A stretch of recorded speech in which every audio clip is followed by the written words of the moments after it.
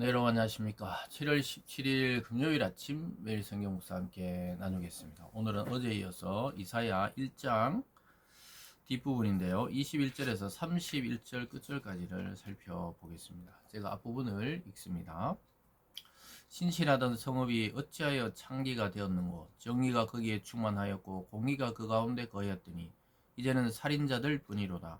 내 은은 찌꺼기가 되었고 내 포도주에는 물이 섞였도다. 내 고관들은 패역하며 도둑과 짝하며 다 뇌물을 사랑하여 예물을 구하며 고아를 위하여 신원하지 아니하며 과부의 송사를 수리하지 아니하는도다. 아멘. 한 구절 더 봅니다. 25절입니다. 내가 또 내 손을 내게 돌려 내 찌꺼기를 잿물 씻듯이 녹여 정결하게 하며 내 혼잣물을 다 제하여 버리고. 아멘. 오늘 본문의 내용을 중심으로 불순물이 섞이면 보석의 가치를 잃어버린다. 불순물이 섞이면 보석의 가치를 잃는다라는 제목으로 말씀을 증거하겠습니다. 우리가 보석은 순수할수록 또 그 가치가 있는 거죠. 금은 순금이 가장 비싸고 다이아몬드도 아주 수정같이 맑은, 그리고 뭐 블루 다이아몬드라든가 또 레드 다이아몬드, 어떤 그 순수한 색깔을 내는 그러한 이 보석들이 가치가 있어요. 그런데 거기에 뭔가 불순물이 섞이고 흠집이 나면 가치가 굉장히 줄어드는 것을 보게 됩니다. 그래서 그 불순물을 제거하기 위해서 용광로에 집어넣는 것이죠. 그래서 완전히 녹여서 순금을 만들고, 완전히 녹여서 은을 만들고, 완전히 녹여서 뭐 꿀이나 동이나 철을 만드는 것입니다. 그래서 보석도 그렇고 어떤 것도 불순물이 섞이면 가치를 잃어버리는 것을 보게 됩니다. 그런데 오늘 그것에 비유해서 이사야는 예루살렘의 신앙이 불순물이 섞였다고 이야기하고 있습니다. 신앙을 마치 보석이나 또 귀한 어떤 그런 광물에 비유하면서 불순물이 섞이면 가치를 잃어버리고, 그 불순물을 제거하기 위해서 하나님께서는 심판이라는 용광로, 또 정화 작업을 해야 되기 때문에 아주 강한 고난과 고통을 통해 회복의 은혜를 주고 계심을 이야기하고 있습니다. 그래서 변질되었다는 거예요. 아까 제가 읽어드린 앞부분의 21절부터 23절까지 보면 신실하던 성읍이 창기가 되었고, 그 창기란 것은 몸을 팔아 생활하게 되는데 한 남편이나 또 한 부인을 두고 있는 것이 아니고 여러 사람을 두고 있는 것도 표현할 수 있습니다. 그와 같이 하나님만 섬기는 것이 아니고 가나안 땅, 또 그 땅에 여러 가지 우상들도 함께 섬기는 거예요. 그래서 자기들은 하나님을 섬기지 않는다고 생각지 않았던 거예요. 하나님도 섬기고 바알도 섬기고, 이게 바로 창기가 된 종교 생활이죠. 변질되었다 이 말입니다. 그러면서 계속해서 22절에 내 은은 찌꺼기가 되었다. 내 포도주에는 물이 섞였다. 그러니까 은이 막 찌꺼기가 섞이면은 완전히 그 가치가 떨어지거든요. 또 포도주에 물을 막 섞어가지고 팔고 먹고 이러면은 이게 순수한 포도주가 아니라 이야기하고 있습니다. 그래서 변질된 것에 대한 비유입니다. 예루살렘이 하나님 앞에 그 신앙생활이 변질되었다는 것입니다. 우리가 늘 점검해야 되는 것이 교회와 또 우리의 삶, 성도 개개인이 내가 그리스도의 제자, 하나님의 자녀로 이 행동과 이 생각과 이 말과 이러한 삶이 맞는지 늘 우리는 점검할 필요가 있습니다. 왜냐하면 세상의 물결은 수시로 우리에게 밀려와서 신앙을 하고 있고 교회도 다니지만 세상 사람과 구별이 안 되는 말과 행동과 삶을 추구하며 살아갈 때가 있죠. 그때 우리는 이 말씀을 읽고 정신을 차려야 돼요. 아, 내가 은혜 찌꺼기가 들어온 것처럼, 포도주에 물이 섞인 것처럼 나는 신앙이 변질되었고 세상과 혼합되었구나. 그럴 때 우리는 회개의 기도를 통해 하나님의 은혜를 구해야 돼요. 하나님이 손대시기 전에 내가 먼저 회개하고 하나님께 돌아와서 눈물로 기도할 때 하나님은 우리를 용서하시고 더 큰 축복으로 함께 해주신다고 말씀하고 있습니다. 그렇기 때문에 그들은, 고관들은 아예 도둑질 하는 놈들과 짝하게 되었고 뇌물을 받고 판결을 굳게 하고, 또 고아나 과부를 돌보라 그랬는데 전혀 그들의 말을 들어주지 않고 있다는 것이죠.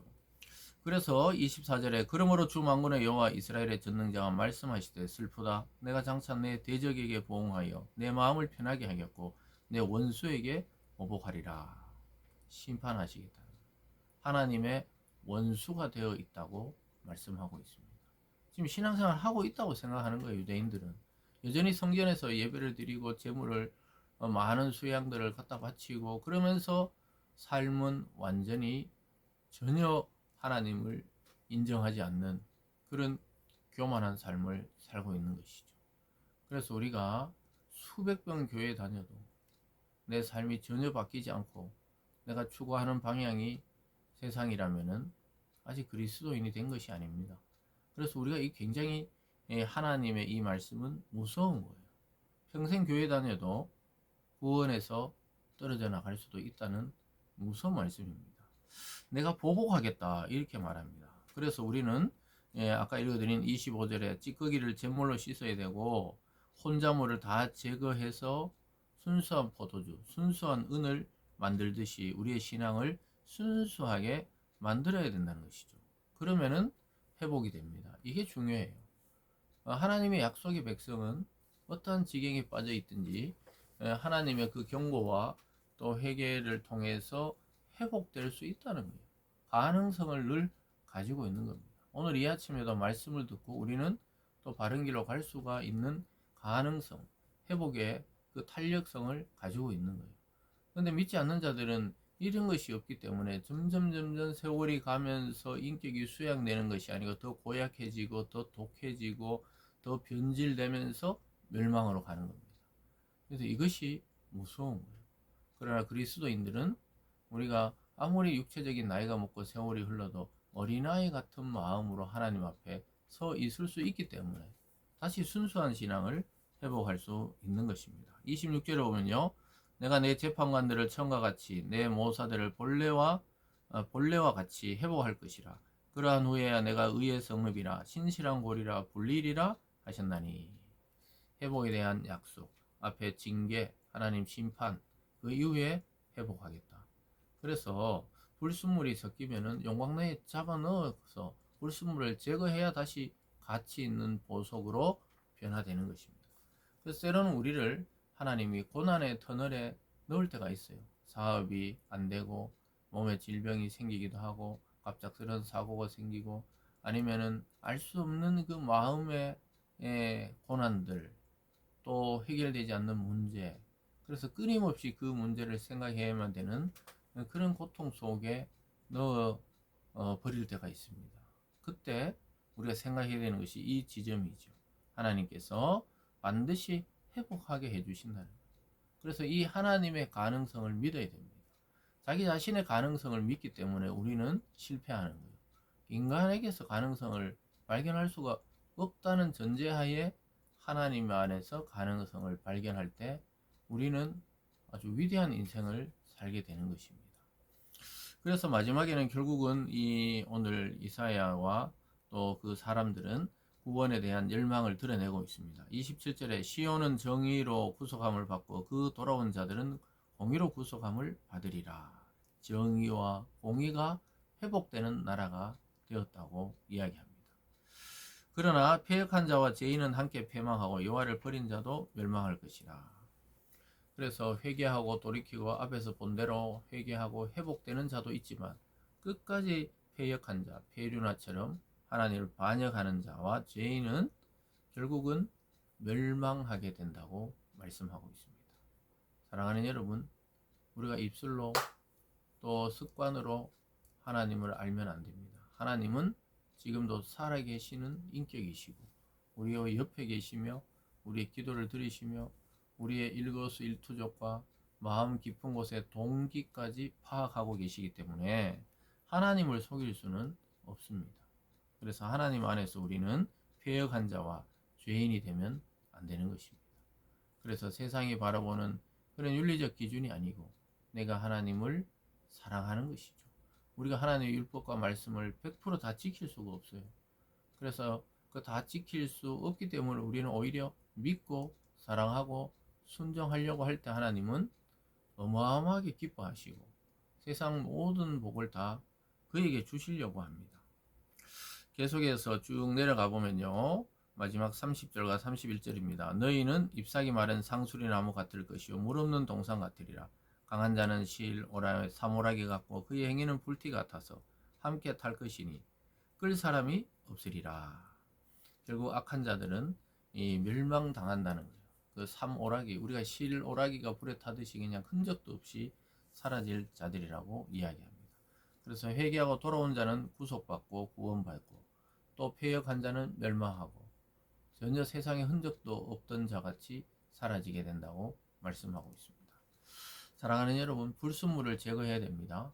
내 마음에 들어온 세상의 물결을 하나님 말씀과 성령의 물로 씻어내야 돼요.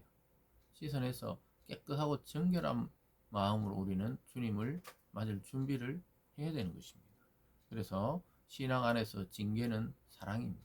우리가 어제 이사야를 처음 시작하면서 그 징계와 질책은 용서를 전제로 하고 사랑을 전제로 하기 때문에 우리는 희망이 있는 것입니다. 그래서 우리는 그리스도 안에서 우리 대신 다 채찍을 맞고 이미 용서의 그 시스템을 만들어 놓으신 그리스도 안으로 들어가서 피해야 됩니다. 그것이 가장 안전한 인생의 방향이고 목적이고 인생의 길인 것입니다. 오늘 말씀을 통해 내 마음에 들어온 이 신앙적인 불순물을 싹 제거하고 하나님 기뻐하시는 의인의 삶을 살아가는 저와 여러분이 되기를 바랍니다. 기도하겠습니다. 사랑의 하나님 아버지 감사드립니다. 하나님의 징계는 용서와 회복과 축복을 전제로 하고 있습니다. 우리 속에 들어온 세상의 불순물 싹 다 걷어내고 하나님 말씀대로 살아가는 저희 모두가 되게 하여 주시옵소서. 감사드리며 예수님 이름으로 기도드리옵나이다.